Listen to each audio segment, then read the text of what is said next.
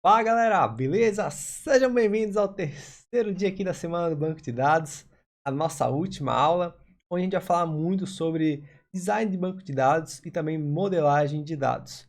É um processo fundamental para qualquer aplicação que deseja ser bem sucedida, galera. A gente ter essa fase inicial bem feita, bem definida, vai também definir o sucesso da nossa aplicação, tanto em performance quanto em manutenção. Enfim, se a gente planeja aquele projeto ele tem um futuro, não está querendo algo que comece hoje e acabe no próximo ano, a gente está pensando em algo de anos que vai durar, a gente tem que fazer a modelagem e design do banco, a gente tem que ter esse documento, a gente tem que ter esse processo bem feito e também acessível para outros desenvolvedores poderem consumir e darem manutenção, desenvolverem novas funcionalidades à nossa aplicação. E hoje também é o nosso dia da live, galera. A gente vai ter uma live hoje às 8 da noite, onde a gente vai conversar mais sobre a comunidade Hora de Codar. Eu já falei um pouco sobre ela aqui durante as nossas aulas, mas eu queria reforçar de novo. É um ambiente onde a gente vai ter diversos cursos, diversas linguagens, pensando em quem está entrando no mercado e quem já está trabalhando como desenvolvedor. A ideia principal é desenvolver as suas habilidades com aulas tenham fundamentos teóricos para tu poder entender os conceitos que a gente vai aprender, exercícios para tu poder praticar, colocar em prática o que tu aprendeu e assim tu criar essa confiança que realmente o assunto está dominado por você. E é claro, muitos projetos que a gente vai ter de duas modalidades. Pocket Projects são projetos menores, onde a gente vai reforçar alguns conhecimentos ou aprender funcionalidades específicas. Projetos maiores, onde a gente vai trabalhar a união de vários conceitos, várias linguagens e simular um ambiente no dia a dia de um desenvolvedor. E, é claro, lives também para a gente se encontrar. Enfim, é algo novo, é um organismo mesmo que a gente vai decidir juntos o futuro dele, tá? E ele já vai ser disponibilizado, ele vai lançar amanhã mesmo, tá? Então hoje na live, hoje à noite, a gente vai ter mais detalhes sobre esse cara. E também quem está participando da semana de banco de dados vai conseguir uma condição especial para entrada. Então ainda dá tempo, se inscreve, link aqui na descrição para ser informado aí do horário das lives, dos eventos, quando abre as inscrições aí para nossa comunidade e muito mais, beleza? Então, fica aí o convite, live hoje às 8 da noite e também vamos agora para a aula aí de design de banco de dados que eu tenho certeza que tu quer aprender muito sobre esse processo. É uma aula que vai ter bastante teoria, pois é algo que a gente precisa planejar muito mesmo, então não é só colocar a mão na massa, mas sim a gente tem que colocar os neurônios também para funcionar, pois é importante, a gente consegue encontrar erros antes mesmo de programar, a gente consegue encontrar problemas no projeto antes de estar criando o aplicativo de fato, então é um processo sensacional e grandes empresas utilizam muito. E como eu falei nas aulas passadas, é algo que a gente não tem tanto contato. Por quê? A gente não começa tantos projetos na nossa carreira. A gente está mais no dia a dia desenvolvendo projetos que já estão prontos, né? Então a gente vai aumentando eles, a gente vai dando manutenção neles, corrigindo bugs. A gente não cria tantos projetos assim. Então é bom a gente ter aulas como essas para quando chegar essa oportunidade de a gente criar um projeto do zero ou participar da criação de um, a gente já está afiado e poder contribuir, a gente poder dar as nossas ideias e aí está conseguindo ajudar na construção de projetos saudáveis. Beleza? Então bora lá para o slide. Então vamos lá, né, galera? Esse é o nosso terceiro dia e aqui a gente vai ter a definição do objetivo de hoje. A gente também vai aprender como a gente vai trabalhar com o design de bancos de dados. Bora lá. Então, qual que é o nosso objetivo hoje? A gente vai entender esse processo de modelagem de dados, design de banco. Então, a gente vai aprender o que é, entender a importância desse processo. Eu acredito que muitos de vocês já criaram projetos, beleza? Mas talvez não tiveram essa etapa de planejamento, que com certeza deveria fazer parte, pelo menos, de alguns projetos de vocês, dos próprios projetos que vocês criam, para vocês entenderem como funciona em grandes empresas essa parte, tá? Então, talvez a partir dessa aula aqui vocês consigam fazer aí também por conta mesmo, tá? E é claro que esse assunto ele é bem grande, ele é complexo, né? Não é algo tão simples, por isso ele está no último dia, então é um assunto considerado avançado. E ele é um dos cursos que a gente vai ter na comunidade do Hora de Codar. Então, se tu tem mais interesse aí de aprender sobre esse assunto, eu acho que a comunidade do Hora de Codar é uma boa pedida para ti, tá? A gente vai ter um curso exclusivo para essa parte de modelagem de dados e design de banco. A gente vai conhecer também as fases de design, porque são várias etapas, né? Geralmente participam mais pessoas, não só as pessoas técnicas, e sim também de outros departamentos, por exemplo, marketing, comercial. Então, a gente não começa muito técnico, a gente começa bem conceitual, tá? Depois a gente vai entender para que servem as normalizações, né? Então, são algumas que a gente vai ter para aplicar no nosso projeto, e além disso existem até outras, mas elas são mais específicas, né? Tem NF1, NF2, NF3, NF4 e por aí vai. Só que depois da NF3, a gente tem algumas que são muito específicas e dependem do que a gente está construindo, tá? Então a gente vai ter NF3 que dá para aplicar em qualquer projeto. A gente vai entender um pouco mais sobre as relações entre tabelas, a gente viu isso um pouco em joins, a gente viu também no diagrama ER, mas a gente vai se aprofundar nas que existem nos bancos relacionais, para vocês entenderem também esse assunto. E no fim a gente vai criar a nossa própria modelagem, a partir de uma definição de requisitos. Então, é um projeto prático que a gente vai ter nessa aula aqui também, para vocês conseguirem unir essa teoria que a gente vai ter no começo com a prática, né? A gente vai utilizar o Workbench para isso, que é um dos softwares mais utilizados hoje em dia para essa questão. A gente também tem outros, porém, quando a gente quer ter a modelagem de banco, quando a gente quer essa parte técnica e já adaptar para um banco de dados, aí o Workbench acaba sendo uma opção bem interessante. Então vamos lá, galera, vamos entender um pouco da importância do design de banco de dados. Eu coloquei que realizar um bom planejamento do banco de dados, uma modelagem de dados é crucial para o processo da aplicação. Então, o que eu estava explicando lá no começo, se a gente quer ter isso na aplicação, se a gente quer que ela seja fácil de desenvolver, porque vai ter esse documento de apoio, vai ter esse processo antes de criar as primeiras linhas de código, é interessante realizar o design do banco de dados. Vai orientar os desenvolvedores, vai fazer com que os desenvolvedores novos que entram na empresa conheçam o projeto mais facilmente. Então, é algo que a gente tem que prezar quando a gente está pensando num projeto que, por exemplo, vai retornar de alguma forma algo financeiro, por exemplo, né? Então, a gente está querendo ter lucro, é um forte indício que esse projeto vai ajudar alguém no fim das contas, né? Vai resolver algum problema. Então, quanto melhor a gente faz ele, talvez a gente consiga lucrar ainda mais por causa dessa fase bem feita. Eu boto que reduz erros de desenvolvimento da aplicação e do próprio DB. Por que acontece isso? Porque a gente consegue prever erros na hora que a gente está planejando. E a gente tem que se reunir de novo com outros times para planejar a solução desses possíveis problemas antes de fato continuar. Então é uma etapa que não tem muito custo, né? A gente está aqui planejando, a gente está criando diagrama, então facilmente a gente identifica um possível erro, talvez um tipo de dado não esteja da sua forma mais correta, talvez uma entidade que precisa ter um relacionamento não tem, talvez a gente tenha que ter uma tabela intermediária para criar relacionamentos entre dados, então a gente consegue prever muita coisa antes de fato estar numa etapa mais custosa, né, que seria a etapa de desenvolvimento, que demoram para aparecer os problemas. Eu boto que melhora também a performance da aplicação. E por que que melhora? A gente vai ter um banco de dados otimizado, pensando já no problema a ser resolvido. Então a gente vai ter queries mais objetivas, a gente vai ter talvez views para facilitar o nosso processo, a gente vai ter triggers que podem ajudar a nossa aplicação e até um banco de dados mais enxuto, onde as tabelas têm só as colunas que são necessárias para tais utilizações. Então a gente vai poder planejar as tabelas com base nas utilizações. Então se a gente tem um cadastro de cliente, né, e lá também tem o endereço dele nessa tabela, a gente pode separar isso porque não é sempre que a gente precisa do endereço quando a gente quer pegar os dados do cliente. Então, desses detalhes vai se ganhando performance. Bota que me ajuda na comunicação de time de desenvolvimento, porque novas funcionalidades vão ser desenvolvidas com base no diagrama que já existe. Então, a gente pode abrir, por exemplo, o diagrama numa reunião e começar a debater em cima dele qual será a melhor alternativa para botar novos campos ou novas tabelas e assim por diante. Além disso, quando alguém entra na empresa, como eu falei antes, ela consegue se inteirar muito mais rápido no projeto. Tu pega um documento do banco de dados, tu imprime, deixa ele perto de ti e tu consegue entender como é que o projeto funciona a partir do banco de dados. Isso facilita muito a vida de novos desenvolvedores quando entram nas empresas. Eu boto também que consegue integrar pessoas não técnicas no projeto, pois passa várias fases.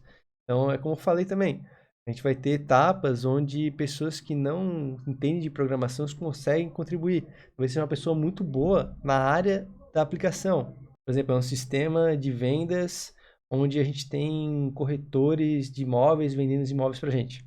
Bom, seria muito interessante se os corretores participassem, né? Porque eles sabem que dados que eles precisam das pessoas que vão comprar. Eles sabem que dados que eles precisam dos imóveis que eles vão vender. Então, eles conseguem participar tanto do modelo conceitual quanto do lógico. E depois no físico é algo mais técnico. Então, até ali já vai estar tudo refinado. Quando passa para cá, para o físico, a gente já está definindo quais são os tipos de dados que a gente vai utilizar, quais são as constraints, a gente está otimizando o relacionamento entre tabelas, a gente está aplicando as normalizações. Então, é algo que eles não vão contribuir. Mas até antes disso, eles vão poder ajudar a gente. Então, essas fases são muito importantes. Depois eu falo um pouco dos softwares também que a gente vai ter para design de banco de dados. Tem diversos no mercado, porque essa parte de design, ela tem muito a ver com fluxograma, né? Então, todos esses softwares que fazem fluxograma, eles também servem, de certa forma, para fazer design de banco de dados. Então, a gente tem ferramentas online e offline. Um bem famoso é o Lucidchart, só que ele não foca nisso, né? Ele não foca em design de diagrama de banco de dados. Ele foca em diagramas. Então, lá a gente vai encontrar várias ferramentas para atender vários segmentos. E uma delas é o banco de dados. Mas eu não aconselho começar lá, porque senão uma hora a gente vai ter que transferir para um workbench da vida, um sistema de SGBD que a gente usa. Então, eu acho que a melhor alternativa é a gente começar pelo workbench. Ele até tem essa possibilidade de trabalhar offline, né? Talvez um servidor que a gente tem interno não tem conexão com a internet, ou para poder fazer uma apresentação no local que a internet não pega muito bem. Tem vários motivos que a gente pode priorizar os softwares offline, né? É um ponto positivo dele. Também ele é mais equipado para fazer o diagrama de banco R. Então, vai ter coisas que são particulares do SQL, que o chart não tem tão a fundo, né? Então, por exemplo, ele serve muito bem até o conceitual, mas chega no lógico ele falta um pouco, né? Até porque não é o foco dele. Então, na maioria dos casos, a gente vai estar optando por um workbench da vida.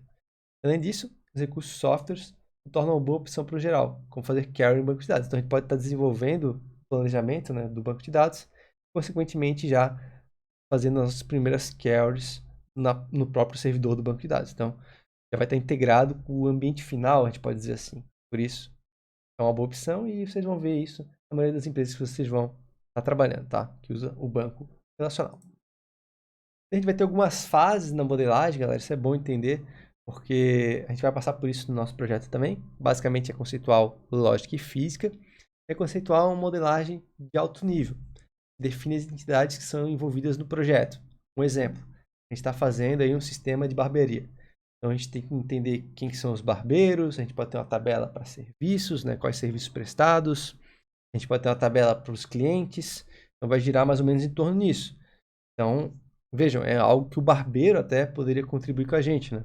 E ele poderia estar dizendo o que ele quer monitorar com a aplicação dele. Então, talvez planos de corte de cabelo. E nessa etapa a gente só mapeia isso. Então, a gente vai ter a tabela de planos, a tabela de clientes, a tabela de barbeiros e a tabela de serviços. E deu, acaba essa fase. É algo que mescla com a definição de requisitos, né? A gente vai entender o que a gente precisa resolver e a gente vai fazer essa fase conceitual só para ter em mente quais são as tabelas que a gente vai criar. Basicamente, cria o nome das tabelas no diagrama. Depois a gente tem a fase lógica, que é onde essas pessoas que não são técnicas podem ainda continuar ajudando a gente. É uma etapa que a gente vai definir a relação entre a entidade, né? As tabelas têm ligações entre si e também os seus atributos. Então a gente começa a salvar, a definir as coisas que a gente vai salvar. Por exemplo, o nome do cliente, onde é que ele mora, o nome do serviço, por exemplo, corte de cabelo, o preço dele. E aí a gente pode linkar com os funcionários que fazem. O Joãozinho só faz cabelo, mas o Zezinho faz cabelo e barba. Então a gente pode fazer esses relacionamentos entre serviços e barbeiros. A gente pode também salvar os pedidos, né? Os serviços que foram feitos de fato, executados de fato, para a gente entender quem que fez e qual cliente que recebeu, quanto que ele pagou. E a gente talvez definir os melhores clientes, oferecer preços especiais para eles, né? Uma possibilidade. E aqui a gente vai escrevendo todos os atributos sem se preocupar muito com a parte técnica, que seriam os tipos de dados, por exemplo, né? Não quer otimizar isso agora. Na fase física, a gente chega na etapa onde o diagrama ele vai ser idêntico ao banco de dados. É a última fase. a gente vai implementar os recursos que são mais técnicos, como volta aqui, constraints, índices, tipos de dados, triggers. A gente vai já ter feito todas as normalizações de banco.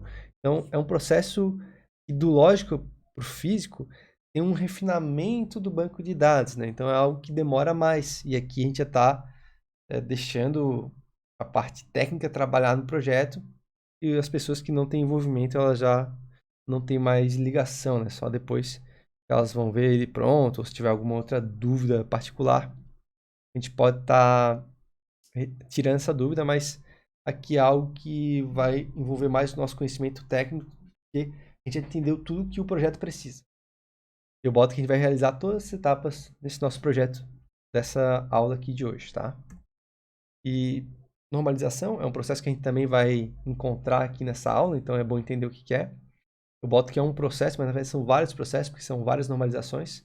Mas basicamente a gente melhora a qualidade do nosso banco de dados a fim de deixar ele mais otimizado. Então a gente vai ter algumas regrinhas para respeitar.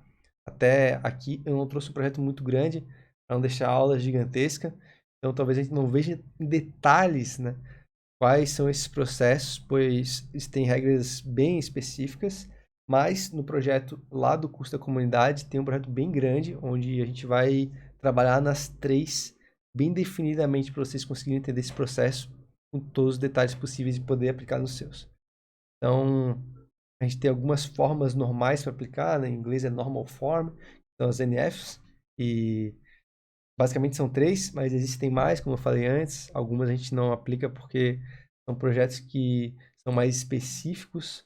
Talvez o nosso da barbearia aqui, por exemplo, não vai precisar. Até NF3 está tranquilo, mas um e-commerce que envolve talvez dezenas de tabelas, fosse interessante ir até a última NF para poder ter todos os possíveis problemas resolvidos, né? E com isso a gente tem a modelagem física sendo concebida. Então, como eu falei, acabou as normalizações, a gente está muito próximo do banco estar finalizado. Então, também é a forma física dele, que seria o fim. E a gente já pode começar a desenvolver. Então, a forma normal 1, eu digo aqui que cada NF deve seguir um conjunto de requisitos para ser totalmente aplicada. E a gente só pode ir uma para outra quando a anterior já estiver totalmente aplicada em todas as tabelas. Então, normalmente a gente pega a primeira NF, vai na tabela 1, tabela 2, tabela 3, segunda NF, tabela 1, tabela 2, tabela 3, e assim a gente vai realizando esse processo de normalização. Nesse processo é normal a gente criar muitas tabelas, a gente dividir os campos em um campo em 2 ou 3 campos até. Enfim, depende do que a gente precisa para resolver todos esses requisitos.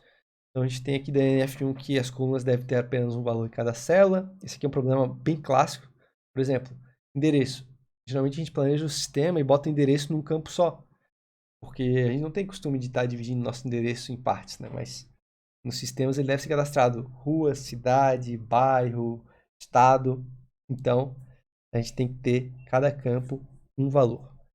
Cada coluna deve salvar apenas um tipo de dado. Então aqui também cabe essa questão da atomicidade. Mais um problema, a gente separa o endereço em várias colunas e na rua, geralmente a gente está acostumado a colocar o número junto. E aqui não dá, porque o número talvez seja só numérico, né? Acaba não acontecendo aqui no Brasil porque a gente tem muito número que não é, né? Tem 1B, sem número até, né? Que não é um número. Então, mas às vezes a gente separa por causa da atomicidade e ainda um campo ele tá com dois dados, um de cada tipo. Então, a gente tem que cuidar ao máximo com isso aqui. O nome das colunas deve ser único, então a gente não pode ter coluna repetida na tabela. Quando isso aqui acontece, né, a questão da atomicidade, talvez a gente tenha colunas com o mesmo nome, mesmo a gente não querendo fazer. Por exemplo, a gente tem um tags de um post de um blog. Então, como é que a gente vai chamar se a gente tem 3 tags? Teoricamente vai ficar tag 1, tag 2, tag 3, né? Ou tag, tag, tag. Então é a coisa que a gente tem que cuidar. E a ordem das colunas não importa, né? Algo que é pregado pela NF1 aqui também. Depois a gente tem a NF2. A gente precisa aplicar todos os conceitos da NF1 para depois ir para a NF2. E um requisito dessa aqui é que a gente não tenha dependências parciais nas tabelas. E a dependência é caracterizada por uma coluna que não tem relação direta com o intuito principal da tabela. Então é o seguinte. A gente tem ali a mesma questão de cliente e endereço. Bom, um cliente, ele é considerado um cliente mesmo sem o endereço dele, né? Para eu ser um cliente no e-commerce, só preciso cadastrar o meu e-mail e a minha senha. Pronto, sou um cliente. Ele não pede meu endereço. Ele não precisa do meu endereço para eu fazer meu carrinho de compras, para aplicar o cupom de desconto, só na hora da entrega. Mas aí já é outra etapa. Então, eu preciso separar todas as questões secundárias da tabela. Essa questão de produto e categoria também. Eu não posso ter a descrição do produto e a descrição da categoria na mesma tabela. Elas são coisas distintas. Um produto, ele é um produto sem nenhuma categoria. Mas quando eu quero categorizar ele, para talvez filtrar para os clientes de forma mais fácil, eu preciso de categoria, mas é outra etapa. Então, eu preciso separar essas entidades para que cada uma tenha sua tabela. Esse é o objetivo da NF2. E quando a gente aplica a NF2, galera, é comum serem criadas várias tabelas, tá? Porque a gente começa a excluir entidades que não têm relação direta com a tabela, e aí a gente começa a criar novas tabelas por causa disso. Então a gente precisa entender bem os relacionamentos entre tabelas para a gente poder definir o correto relacionamento das tabelas que foram divididas, tá? Então a gente tem que aplicar conexão entre elas, ou seja, os relacionamentos. A gente tem 3 principais. Tem alguns outros, mas eles não são utilizados, tá? Então os principais são one-to-one, one-to-many e many-to-many. Um para muitos e muitos para muitos. Com relacionamento, a gente pode identificar facilmente um dado mais completo e complexo de outra tabela, por meio de uma chave estrangeira, né? A gente vai fazer uma conexão entre as tabelas e essa conexão pode ser uma dessas 3 aqui, né? Provavelmente, essas são as mais utilizadas. E aí, a gente consegue atingir o padrão de normalização 2, né? O NF2. Então, a gente vai ter que fazer a subdivisão em tabelas, conectar elas, e aí é caracterizado a aplicação da NF2. Só para entender um pouquinho melhor sobre os relacionamentos, a gente vai ter aqui os 3, que eu expliquei um pouco mais de detalhe, lá eu só citei, né? Então, bora entender um pouco mais. 1 para 1 é quando 2 tabelas possuem apenas um registro de ligação entre elas. Por exemplo, usuário e endereço. Isso caso o nosso sistema não permita vários endereços, né? Então, a gente não pode deixar um usuário e um endereço na mesma tabela, segundo a NF2, a gente tem que separar. Então, a gente vai ter que linkar eles por meio de um relacionamento, 1 para 1, pois um usuário só pode ter um endereço naquele sistema, né? Claro, se um usuário pudesse ter mais de um endereço, a gente teria uma ligação de 1 para muitos, né? Onde um usuário tem vários endereços e um endereço só pertence a um usuário. Depois a gente tem a ligação de 1 para muitos, quando uma tabela possui várias ligações e na outra o oposto não ocorre. Por exemplo, usuário e pedidos. Um usuário ele pode ter vários pedidos no nosso e-commerce. Eu posso comprar hoje, amanhã e depois, mas aquele pedido está conectado a mim, mais ninguém, porque ele é o meu pedido. Então, isso é uma relação 1 para muitos. E depois a gente pode ter a relação de muitos para muitos, quando ambas as tabelas têm múltiplos relacionamentos. Exemplo, produtos e pedidos. Então, um produto pode estar em vários pedidos. Eu, o Joãozinho e a Mariazinha podemos comprar o mesmo produto, né? Então, aqueles produtos estão em vários pedidos e os pedidos também pertencem aos vários produtos que foram pedidos por eles. Então, um produto X pode estar em 3 pedidos também podem ter outros produtos. Logo, a gente tem um relacionamento de muitos para muitos. E quando a gente tem esse tipo de relacionamento aqui, a gente tem que trabalhar com uma tabela pivô, né? É o modelo mais indicado. A gente tem uma tabela intermediária que só faz o trabalho de relacionar as tabelas. Ela só tem as chaves estrangeiras. Às vezes tem mais, mas daí perde característica um pouco de tabela pivô, mas também funciona como uma, tá? E galera, como é que a gente liga essas tabelas, né? Com a chave estrangeira. Então a gente vai ter a foreign key, chave estrangeira, que é um componente das relações entre tabelas. Também é uma constraint, né? Basicamente consiste no valor da chave primária onde a tabela tem a ligação. Então, na tabela endereços, a gente vai ter a address ID. Na tabela de cliente, a gente vai ter uma address ID, mas essa não é a primary key que está lá. É a chave estrangeira que liga com a primary key que está na outra tabela. E isso faz a conexão entre ambas. A gente consegue saber qual registro possui a ligação com qual, pois quando a gente puxa lá os registros da tabela de clientes, eu começo a receber vários IDs de endereço. E aí, se eu faço join, eu consigo receber o endereço daquele cliente. Por exemplo, qual estado o endereço do usuário pertence. Se o ID igual a 10, a gente vai ter Santa Catarina, por exemplo, né? Então, baseado nisso, no ID, eu consigo saber o valor que eu quero que está em outra tabela, tá? Esse é o papel da chave estrangeira nos relacionamentos entre tabelas dos bancos de dados relacionais. E por último, galera, a gente vai ter a forma normal 3, a NF3. A gente precisa aplicar todos os requisitos da NF1 e NF2 para poder entrar na NF3. O requisito da NF3 ele é um pouquinho confuso, tá? A gente tem que praticar muito para entender. Mas basicamente ele pede que a gente remova as dependências transitivas. Na NF2 a gente tem um outro de dependência, tá? Que são as dependências parciais, como vocês podem ver aqui, né? E lá na NF3 a gente tem as dependências transitivas, que são colunas que têm relação com a chave primária. Então é algo que poderia ser considerado aquela tabela, mas pelo bem do banco de dados, a gente separa para que a gente tenha tabelas mais otimizadas. Por exemplo, uma tabela de aprovação escolar. A gente deixa aí a primary key de aluno, a primary key de prova e a média do aluno, né? Então, a média caracteriza que ele passou ou não, certo? Mas eu não preciso do dado do aluno nem do dado da prova. Fazem parte da aprovação, porque eu preciso das notas das provas, né, para ter a média. Então, a gente criaria a tabela de provas com o título da prova, por exemplo, nome, prova de Química 1, prova de Química 2 e as notas, né? Então, a gente tem aqui uma dependência que seria parcial, que seria o aluno, beleza, o aluno que foi aprovado, tudo mais, mas a tabela de aprovação escolar. Então, ela é ligada diretamente com as provas, né? Porque é ela que vai, as provas que vão determinar, de certa forma, a aprovação. Mas se eu tiver outros dados das provas, por exemplo, o título, talvez um ID do professor, né, que é o responsável pela prova, pela matéria, aí a tabela de aprovação fosse inflar demais. Então, eu faço separação para estar de acordo com a NF3 e aí deixar meu banco de dados mais objetivo. Então, galera, agora a gente já tem uma teoria geral aí de todo o processo de design de banco de dados. Agora, bora fazer o nosso na prática. Então, galera, a gente vai fazer o processo todo em um blog, tá? Então, a gente vai criar um blog por meio do banco de dados primeiro, né? A gente vai fazer esse design de banco de dados e modelagem de dados. E a gente vai conseguir aplicar todos os conceitos que a gente viu na parte teórica aqui da aula, beleza? Então, isso aqui é a descrição do problema. Basicamente, é o documento que é gerado após a reunião de definição do projeto. Então, alguém redige isso aqui com base nas informações extraídas da reunião, certo? Então, talvez não tenha um documento como esse, mas a reunião de definição do projeto tenha sido feita e com base naqueles dados vocês vão entender o que eles precisam criar, né? Qual sistema eles precisam desenvolver. Então, vamos ler aqui. A gente vai ter que criar um blog. Nossa empresa quer criar um blog do zero. Quem precisa de WordPress, né?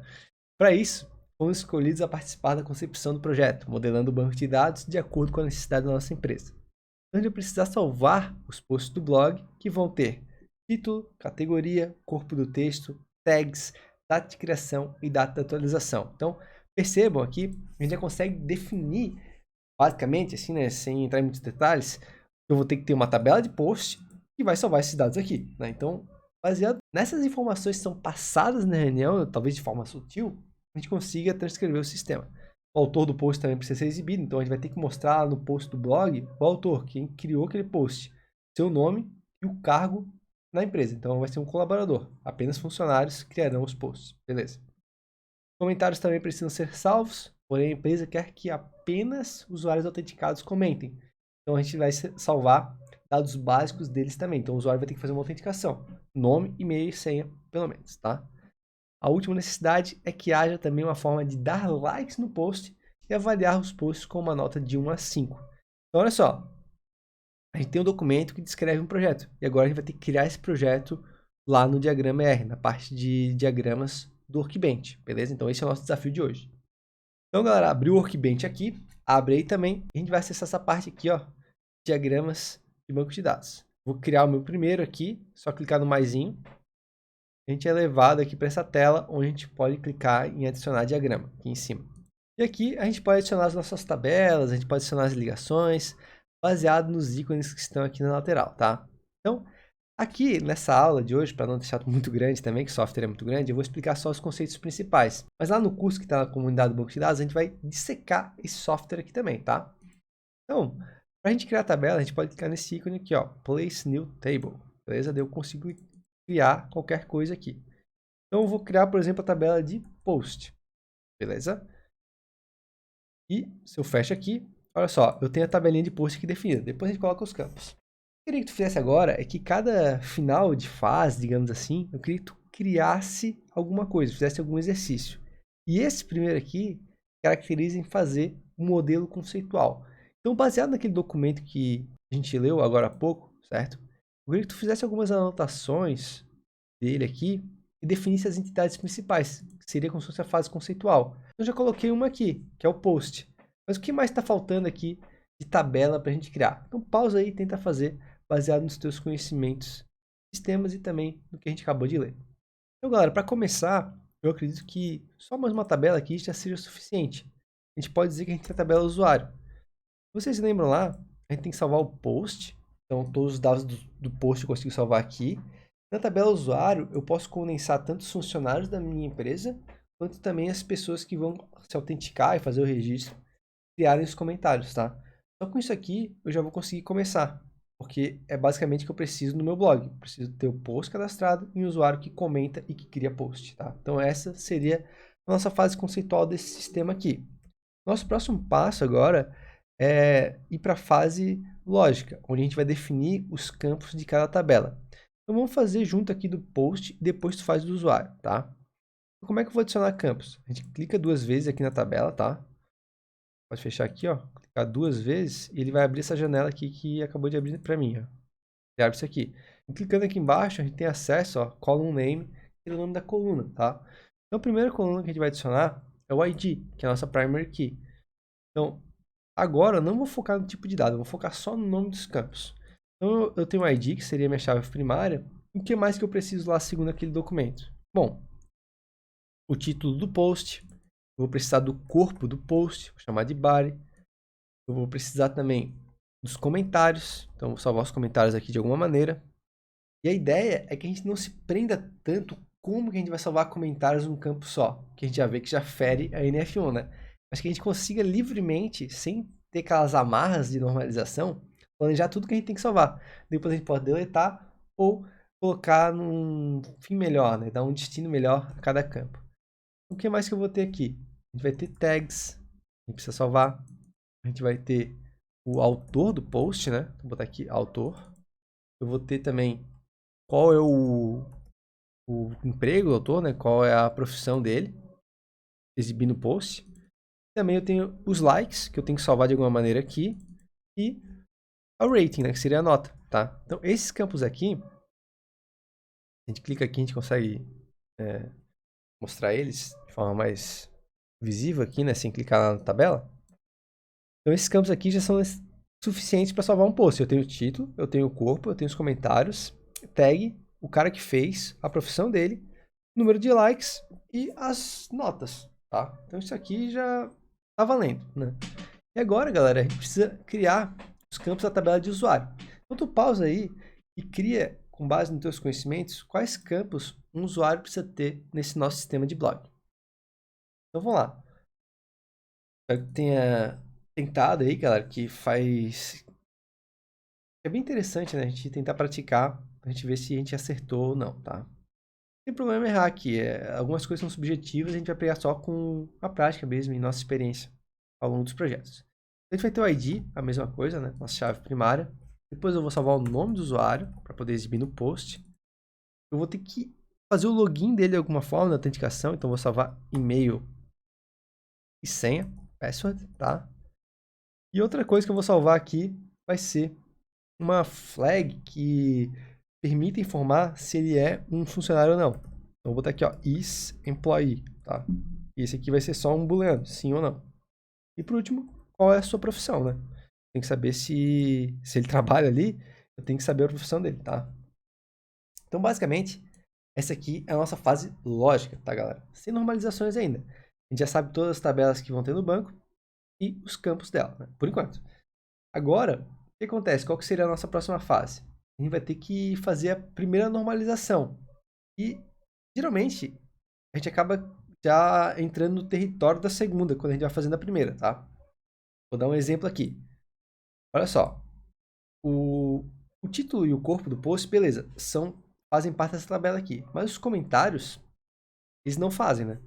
Porque se eu for salvar vários comentários aqui, eu vou ter, sei lá, uma lista de comentários, mas daí eu entro na questão da atomicidade e eu infringo aquela regra da NF1. Então eu vou ter que criar uma tabela que vai representar os comentários. Eu vou criar uma tabela chamada comment. Eu vou botar um ID e vou botar um comentário. Aí eu já vou sair resolvendo a NF1 para esse campo, pois eu vou salvar cada comentário nessa tabela aqui. E agora está atômico, porque cada registro vai ser um comentário, tá? E seguindo essa mesma lógica, eu vou ter esse problema com tags. Não posso salvar várias tags naquele campo. Então já vou criar uma tabela de tags. E isso também já resolve, né, a NF2, porque eu estou separando as dependências que não fazem parte daquele dado ali, né? Então eu estou separando as dependências em outras tabelas e depois eu vou relacionar elas. Então a gente já está resolvendo um problema de NF1, que seria separar os campos, deixar eles atômicos.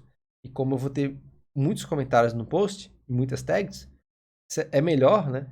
É mais interessante eu separar eles em outras tabelas do que ficar criando, sei lá, comentário 1, comentário 2, comentário 3. Poxa, não tem cabimento. Então, resolve as duas NFs numa tacada só. A mesma coisa acontece com os likes, né? Vai receber vários likes. Só que o que acontece, né? O like é um número. A gente pode ir contando like. Só que é mais justo para o sistema, para contabilizar melhor, que eu saiba quem deu like, para poder contabilizar somente likes válidos, não um número infinito de likes, né? Se as pessoas entrassem cada vez na página e dessem um like, eu teria um post com 1000 likes da mesma pessoa. Então, eu vou depois, já vou separar aqui em uma tabela, depois eu vou relacionar esse cara aqui a um usuário.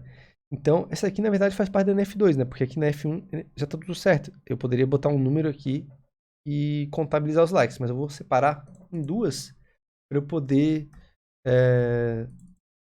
ter um número válido de likes. Então, a gente vai botar aqui ID like. E aqui, cada like vai contar como um, vai ter relacionado ao usuário. E eu vou, depois que eu quiser saber o número de likes, ter que fazer um join nessa tabela aqui e dar um count pelo ID do post. E aqui a rating segue a mesma ideia. Poderia colocar aqui as notas e antes de colocar uma... Ia ficar confuso, porque antes de colocar a nova nota, eu ia ter que pegar a rating, adicionar a minha, talvez dividir por 2, sei lá como é que eu ia fazer isso. Então, é mais certo eu colocar numa tabela nova e aí depois eu faço a média, a função average, por exemplo, né? Vou botar aqui, ó, rating, id e rate. Vamos resolver dessa maneira aqui, e daí a gente, como eu falei, a gente vai se livrando de uma NF e vai talvez cair na outra. Então agora, eu tenho que deletar os campos que eu não vou mais utilizar. Eu criei várias tabelas ali, uma foi de comentário, então eu posso clicar aqui em comments e dar um deletar selecionado, tag também, os dados do autor, eu acredito que seja melhor a gente deixar aqui por enquanto. Depois que a gente fizer o relacionamento, a gente tira, tá? E daí eu vou relacionar com tabela de usuário, né? Mais simples. E likes e rating eu tiro também, tá? Então, a tabela ficou assim, mais enxuta, né? A gente dividiu em várias tabelas para poder respeitar a atomicidade. E também a gente já está fazendo parte do NF2 aqui, tirando algumas dependências da tabela. No usuário, o que acontece? Não há outras tabelas nele, né? A gente tem só dependências dele mesmo. Por exemplo, nome, e-mail, senha, se é um funcionário ou não, e profissão. O que eu posso fazer aqui? Eu posso, seguindo a NF1 ainda, separar nome em primeiro nome e sobrenome. First name e last name. Seria a única otimização que eu poderia fazer aqui para se adequar à NF1. O resto já está tudo certo, tá? Então, a gente aplicou a NF1 agora ao nosso projeto aqui. E parte da NF2 também, tá? Só que a NF2, ela exige que a gente faça relacionamentos entre as tabelas também. A gente precisa deixar elas interligadas já, preparadas para a NF3. Então agora a gente vai criar os nossos relacionamentos aqui. O primeiro que eu vou fazer já é de autor com post, tá? Eu preciso ter os dados do autor. Eu já posso aproveitar essa tabela de usuário para ser o dono do post e quem comenta. Então, eu vou fazer um relacionamento aqui de um para muitos. Por quê? Porque um post só pode ser de um usuário e um usuário pode ter vários posts. Então, eu tenho que clicar aqui nessa vassourinha que diz que é 1 para N. Esse aqui é 1 para muitos, tá, galera? Aqui são os relacionamentos, ó. 1 para 1, 1 para muitos e muitos para muitos. Então a gente vai clicar aqui em um para muitos, post, usuário. Automaticamente a gente cria uma coluninha de user ID aqui. Então agora eu já tenho todos os dados do usuário por meio do ID dele. Eu não preciso mais dessas colunas de author e author job, tá? Pois o autor já está ligado por meio da tabela de usuários. Outra coisa aqui, comentários. Bom, os comentários, eles precisam ter um usuário, certo? Porque é o usuário que comentou, é o usuário que está logado, e um post. Então, essa tabela aqui é uma tabela pivô, é uma tabela intermediária de um relacionamento de muitos para muitos. O que a gente pode fazer aqui agora? A gente pode ligar essa tabela aqui ao meu usuário e essa tabela aqui ao meu post. Aí, é como eu falei lá na explicação também. Ela é e não é uma tabela pivô. Ela é utilizada como tabela intermediária pela relação entre essas duas tabelas aqui, certo? Mas tem um porém. Ela tem uma coluna a mais. Geralmente as tabelas pivô, quando vocês vão ver alguém chamando de tabela pivô, só vai ter os IDs. A gente vai ter aqui no nosso projeto também. Mas essa tabela aqui tem um campo de comentário, né? Então, o comentário do usuário também conta. Então, a gente não é uma tabela pivô raiz, digamos assim, tá? Depois a gente tem os posts com as tags, tá, galera? Aí o que acontece aqui? A gente tem que ter o nome da tag, tá aqui cadastrado, e tem que ter o post. Mas essa tabela aqui é um relacionamento de muitos para muitos, vocês concordam? A gente tem um post que pode ter várias tags e uma tag que pode ter vários posts. Por exemplo, eu tenho um post JavaScript, ele pode ter a tag JavaScript. Se eu tenho um post lá de jQuery, ele pode ter a tag de JavaScript também, porque JavaScript é jQuery. Então, e como uma tag também pode ter vários posts de JavaScript, né? Então aqui eu tenho um relacionamento de N para M, ou muitos para muitos. Então, eu posso clicar aqui, nesse último, e clicar nas duas também. Olha só. Aí, o próprio Workbench já cria essa tabela pivô. E isso aqui sim, uma tabela pivô. Só que tem um porém. Ele criou os relacionamentos aqui como se fossem a chave primária, tá? Geralmente, dá para fazer assim, mas geralmente não é feito assim. Geralmente o que acontece? A gente vai ter uma coluna chamada ID, tá? Essa coluna aqui vai ser a chave primária. E essas duas aqui, a gente remove tudo aqui, ó.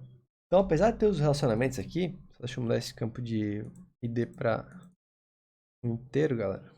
E que a gente altera os campos, né? Opa.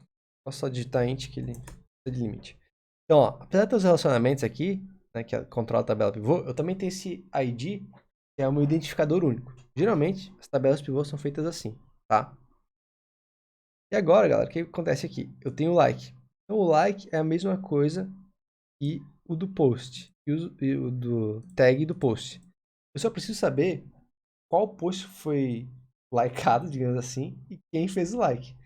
Então, eu poderia estar fazendo apenas relações entre tabelas. E depois eu faço um join e sei quantos likes teve, né? O que eu vou fazer? Fazer um relacionamento aqui de um para muitos. Essa aqui também. Eu vou lá e apago esse campo de like. Ele não precisa. Só a quantidade de likes em um post que eu posso pegar facilmente pelo um join e um count já me serve. Então, eu vou deixar essa tabela aqui só com relacionamentos. Como se fosse uma tabela pivô também, né? Tem só as relações entre as tabelas, né? A gente não tem o outro campo intermediário como essa daqui. E a nota também precisa de um usuário, né?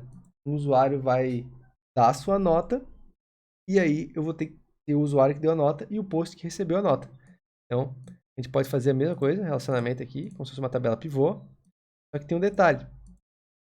Essa tabela aqui, eu preciso desse rating aqui, ou posso chamar de rate, que é o usuário que vai dar 1, 2, 3, 4 ou 5, e depois eu calculo a média, talvez com um average da vida, né? Mas a grande jogada aqui é que eu tenha esse cara para poder utilizar o valor da nota, né? O valor da nota aqui é importante. Então, eu preciso de um campo além dessa relação entre tabelas, tá, galera? O que acontece aqui? Agora sim a gente aplicou a NF2, porque a gente tem todos os relacionamentos entre as tabelas aqui realizados e também a gente separou as dependências da tabela, tá? Como a gente não tem nenhuma outra dependência... Ah, aqui faltou uma coisinha, galera, acabei esquecendo. não colocou no post as colunas de criação. Então, created that e updated that. Então, as colunas que a gente viu isso no Sakla também, que controlam a data de criação e a data de atualização do post, tá? Beleza, agora sim. Então, como a gente não tem mais nenhuma dependência aqui que a gente poderia excluir de uma tabela para colocar em outra, né, uma dependência transitiva da NF3, nosso banco de dados está adaptado também para NF3, né? A gente poderia, talvez, observar uma outra questão aqui, por exemplo, na função do usuário, né? Poderia ter uma tabela para funções só, mas é algo que talvez se a empresa for grande, pequena nem faça sentido, né? A gente pode deixar assim em questão de relacionamento. Por isso que eu falei, quando a gente vai avançando nas NFs, algumas coisas vão ficando subjetivas, né? Então, a gente tem que saber também a hora de parar, tá?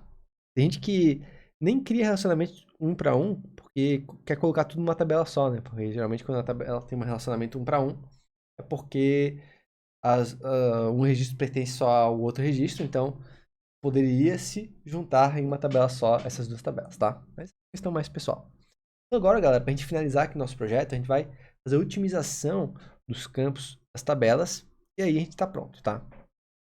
Então agora é uma etapa totalmente técnica, né? A gente vai começar aqui no post e ver que melhores tipos se encaixam para esses dados. Então aqui a gente tem o ID, que é a primary key, not null. A gente pode colocar um auto-incremento aqui para o valor ser controlado pelo banco de dados. O título, ele é um varchar, então um comprimento legal para um título, poderia ser 255 caracteres, né? Nenhum título poderia ter mais que isso, até pelas otimizações de SEO do Google. Então, é um valor interessante. O corpo do texto, a gente não quer limitar o autor, então vamos colocar o tipo de text, que é para textos muito longos, tá? Aí, continuando aqui, a gente tem dois campos de data, então vou colocar date e date, beleza? E a gente tem o ID do usuário, que é inteiro. Tá? Então, essa tabela aqui já está totalmente otimizada no modelo físico.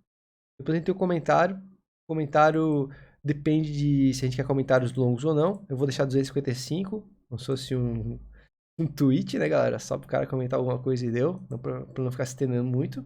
As outras colunas são int, a gente poderia colocar também a auto-increment aqui no ID e aí fechou. Não precisa mais nada na tabela de comentário. Os rates, né, as notas, pode colocar como tinyInt, galera, que é um valor, se eu não me engano, ele vai até o número 30 positivo. Então, como a gente só precisa de 0 a 5, esse campo aqui já está ótimo para a gente otimizar a nossa tabela. E o auto-incremento também. Qual que é a diferença de eu colocar um int aqui e um tinyInt? Bom, quando a gente coloca um int, ele aceita até um número de 1 trilhão, lá sei quantos. Então, quando tu coloca um número 3 num int, ele vai ocupar a mesma quantidade de memória se tu colocasse o número de 1 trilhão, porque ele está esperando números pequenos e números gigantescos. Então não tem como saber, ele já aloca a memória para números grandes. Então quando a gente faz um número preciso assim, a gente otimiza o nosso banco de dados, a gente deixa ele mais performático, tá? Por isso que é bom escolher sempre o tipo certo. Aqui, first name, a gente pode deixar tranquilamente com 100 caracteres, é um tamanho bom para o nome. Também para o sobrenome, 100 caracteres. E-mails, a gente pode ter e-mails mais longos. 255 é um número legal de caracteres para um e-mail. Passwords, geralmente tem uma hash, né? Que é quando ele vai para um algoritmo que faz a mudança da senha original, que a gente nunca salva a senha crua no banco de dados. Então, para jogar esse salt, para jogar esse algoritmo, tipo um bcrypt, 255 também é um número legal.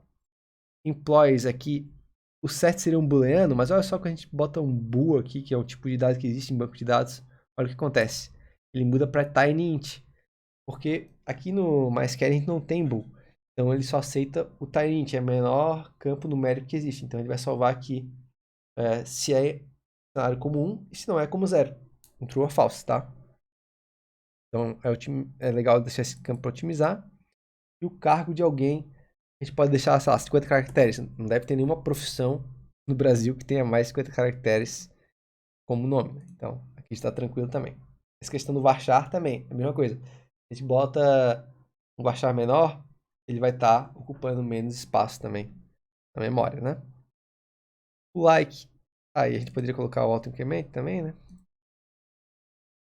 Só para certinho aqui. O like também, só auto-increment, não precisa otimizar mais nada nos campos.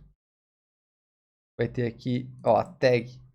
Bom, a tag também talvez 50 caracteres já resolva, né? São só tags, né? Por exemplo, JavaScript, PHP, jQuery, Python. Então não precisa colocar no nome uma quantidade de caracteres muito grandes. Talvez 50 já resolva.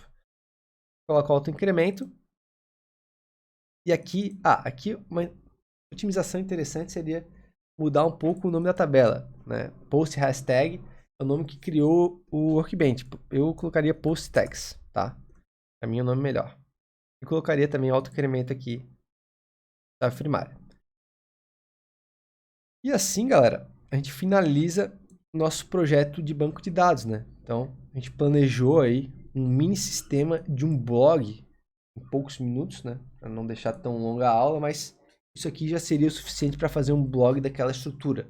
A gente planejou as tabelas, a gente aplicou as normalizações, a gente otimizou os campos, a gente fez os relacionamentos corretos e agora a gente tem um projeto saudável.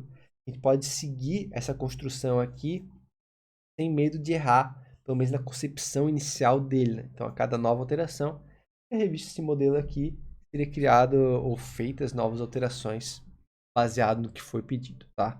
Então, essa é a ideia principal do design de banco de dados e também da modelagem, né? Esse processo aqui, para vocês, é feito de forma semelhante nas empresas. Só que aqui a gente fez em minutos, né? Geralmente isso aqui leva dias, talvez até meses para a gente chegar a uma conclusão satisfatória. Tem muitas idas e vindas, tem muitas idas e vindas para a gente poder chegar no resultado desse, né? Nem sempre, sei lá, um projeto de 5, 6 tabelas é o que as empresas querem fazer, né? Tem projetos muito maiores, tem aquela questão de story procedures, views, triggers, né? Então, cabe muito mais do que isso.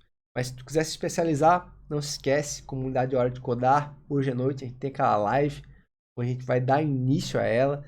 Quem está inscrito aqui na lista da Semana do Banco de Dados vai ter um desconto especial para a entrada nessa comunidade. Tá aqui embaixo o link da inscrição na lista, tá? E hoje à noite a gente vai fazer uma live para tirar dúvidas aí sobre qualquer coisa que vocês tiveram de problemas aqui no evento da Semana do Banco de Dados. Também fala mais sobre a comunidade Hora de Codar, que com certeza é onde vocês vão conseguir se especializar mais, vão conseguir evoluir na carreira de desenvolvedor, sendo para conseguir o primeiro emprego ou para melhorar o que já estão. Como eu falei nos outros dias, é algo vivo, é algo que a gente vai construir juntos, atualizações no mínimo mensais, colocando novos conteúdos, seja aulas, projetos, exercícios. Periodicamente a gente vai estar lançando novos cursos lá dentro da plataforma e, é claro, pensando sempre no mercado de trabalho, né? A gente vai procurar uma stack mais adequada para o momento atual do nosso país. Beleza, galera? Então, espero todos vocês lá. Fiquem ligados. Logo, logo começa, né? Dependendo de que horas tu tá assistindo isso aqui. E, é claro, se já passou, se tu tá assistindo esse vídeo posteriormente, vale também de se inscrever no evento, pois tu vai ser avisado de quando começa o próximo. E se tu gostou desse conteúdo, não esquece, deixa o like. Também se inscreve no canal, isso me ajuda demais. Ajuda muito o meu trabalho. Galera, por hoje é isso. Finalizando a semana do banco de dados aí, pelo menos as aulas, tem a live ainda. Com sucesso, tá? Espero que vocês tenham aprendido muito. A ideia também é trazer mais eventos, só que de várias tecnologias, assim, para o canal. Então, próximos meses a gente vai ter outro. Vai ficando ligado por aqui e tu vai saber em primeira mão. Então, agradeço a todos vocês pela presença e espero vocês lá na live aí pra gente finalizar com chave de ouro. Valeu!